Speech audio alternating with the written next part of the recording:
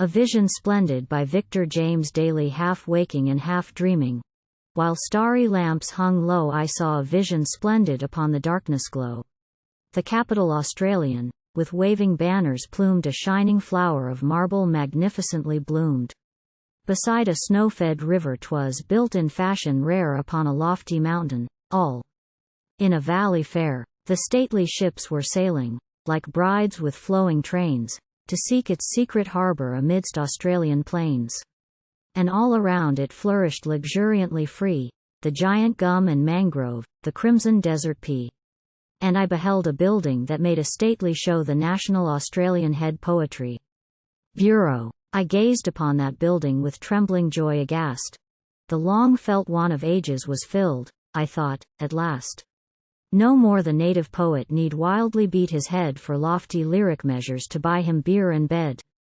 Now he would lodge right nobly and sleep serene, secure, all in a chamber filled with adhesive furniture, for never foot of bailiff should pass his threshold o'er, and never knock of landlord sound direful on his door. The state should also aid him to build his lofty rhyme on lordly eggs and bacon, and sausages sublime. And he should drink no longer cheap beer at common bar, but royal wine of Wangnu at 2.9 the jar. It was a vision splendid, and brighter still did grow when I was made the chief of the Poetry Bureau.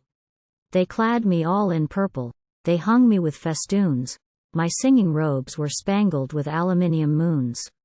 And, as a sign of genius above the common kind, a wreath of gilded laurel around my hat they twined. They also gave me power to the grain sift from the chaff, and choose at my large pleasure my own poetic staff.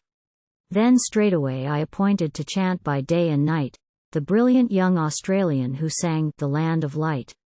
I also gave in fashion hilariously free, the girl and horse department in charge of Ogilvy, and on the roof ridge Brady sang salt junk shanties great to cheer the stout sea lawyers who sail the ship of state. And tender-hearted Lawson sang everybody's wrongs, and Brennan, in the basement, crooned weird, symbolic songs.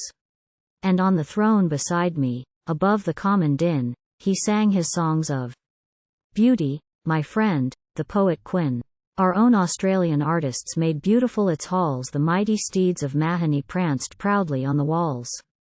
Tom Roberts, he was there, too, with painted portraits fine of men of light and leading me, and some friends of mine. And Suitor's leering lady, 'neath hat and over fan, with Suitor's cat was ogling his check-clothed gentleman. And Fisher, Ashton, Lister, with beetling genius rife Pardue. I was their patron, and set them up for life. And from each dusky corner, in petrified new birth, glared busts of me and Barton, by Nelson Illingworth. And 9 fair muses dwelt there, with board and lodging free. 6 by the states were chosen, and I selected 3.